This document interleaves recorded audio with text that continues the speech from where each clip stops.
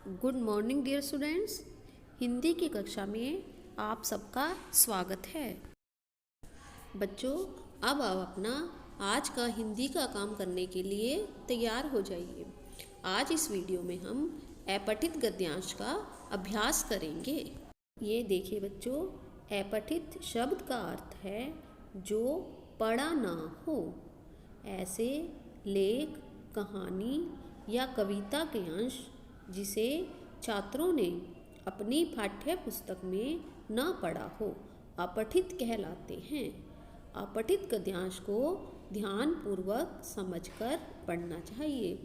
बच्चों, अपठित गद्यांश में एक ऐसा गद्यांश होता है जिसे आपने अपनी हिंदी की पुस्तक में नहीं पढ़ा होता। आपने उसे ध्यान से पढ़ना होता है। दिए गए अंश को 2 या 3 बार ध्यानपूर्वक पढ़ना चाहिए। कठिन शब्दों के अर्थ समझने का प्रयास करना चाहिए।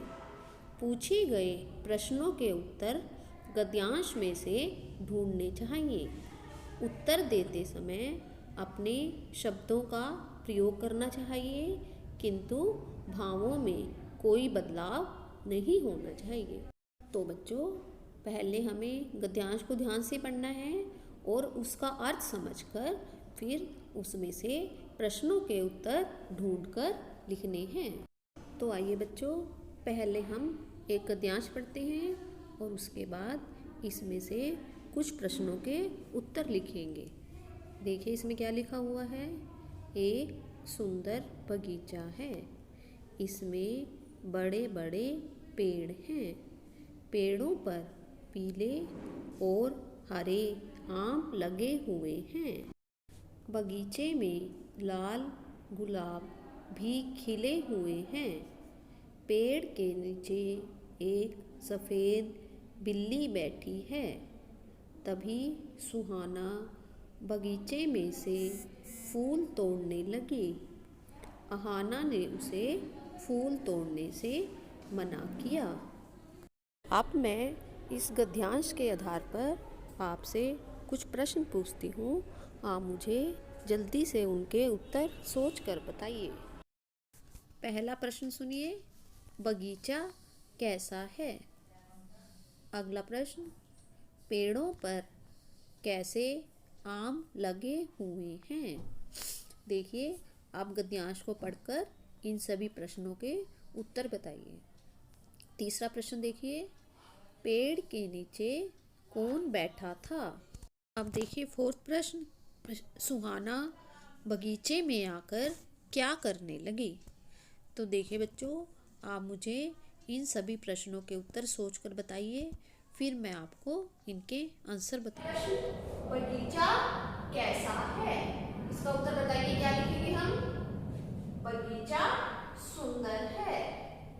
अगला प्रश्न देखिए, पेड़ों पर कैसे आम लगे हैं? देखिए, आपने गद्यांश की रीडिंग की है और आपने इसका आंसर भी ढूंढ लिया होगा। तो मुझे बताओ इसका उत्तर क्या होगा? पेड़ों पर पीले और हरे आम लगे हैं। तो बच्चों, ये आंसर लिखते समय आपने स्पेलिंग का अच्छी तरह से ध्यान रखना है। आप गद्यांश में से देखकर सारे वर्ड सही सही लिख देना। आप देखिए तीसरा प्रश्न, पेड़ के नीचे कौन बैठा था? इसका आंसर बताइए, हम क्या लिखेंगे?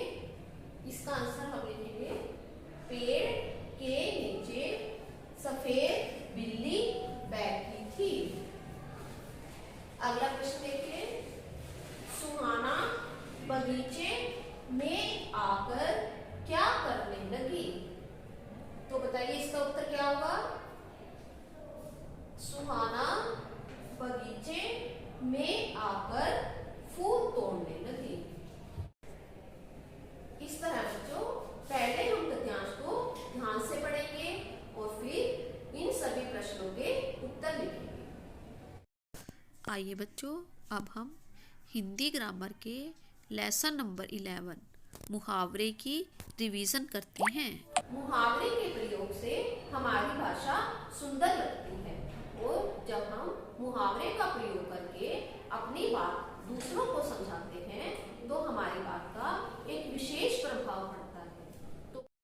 किसी भी बात को दूसरों को समझाने के दो तरीके होते हैं, एक साधारण और एक विशेष। और जब हम मुहावरे का प्रयोग करके अपनी बात दूसरों को बताते हैं तो हम विशेष ढंग से अपनी बात कहते हैं। आइए अब हम कुछ मुहावरे और उनके अर्थ पढ़ते हैं। पहला मुहावरा है कमर कसना और इसका अर्थ होता है तैयार होना। अब इसका वाक्य सुनिए।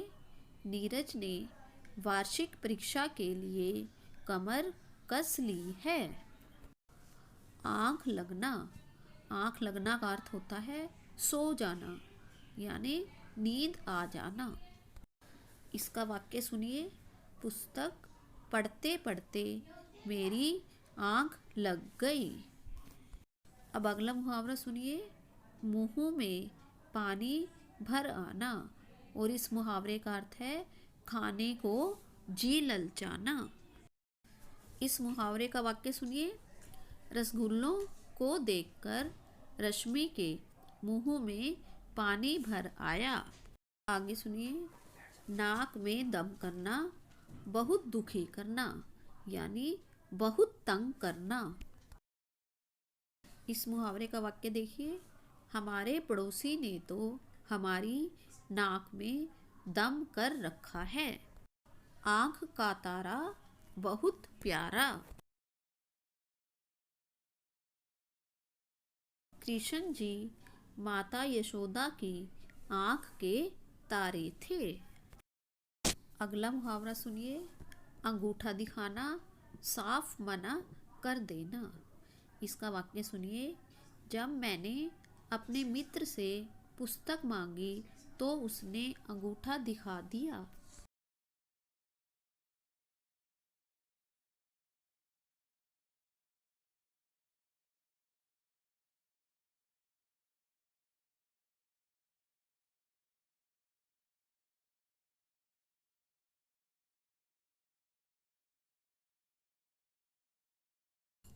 अब हम करते हैं अपठित गद्यांश।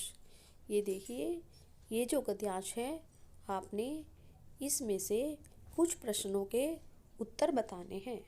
पहले मैं आपको ये गद्यांश पढ़कर सुनाती हूँ। मैं भारतीय हूँ। मैं भारत में पैदा हुआ हूँ। मेरा भारत महान है। यहाँ गंगा, यमुना जैसी पवित्र नदियाँ हैं। तिरंगा हमारा राष्ट्रीय झंडा है और मोर हमारा राष्ट्रीय पक्षी है। हम सब भारतवासी मिलजुल कर रहते हैं। अब आप इसमें से मुझे कुछ प्रश्नों के उत्तर बताएंगे। अब आपने गद्यांश में से छांटकर इन प्रश्नों के उत्तर लिखने हैं और इनके आंसर लिखकर मेरे पास सेंड करने हैं। अब हम सुलेख लिखते हैं। आज हम लिखेंगे हमें परोपकारी बनना चाहिए। तो आप देखिए, आपकी जो नोटबुक की 2 लाइन्स है उन दोनों को टच करते हुए हर एक वर्ड लिखें। जैसे सबसे पहले देखिए, हमें ह म हमें परोपकारी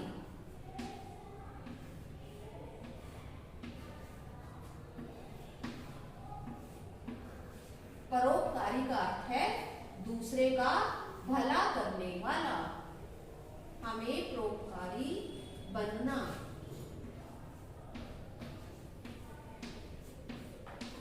चाहिए।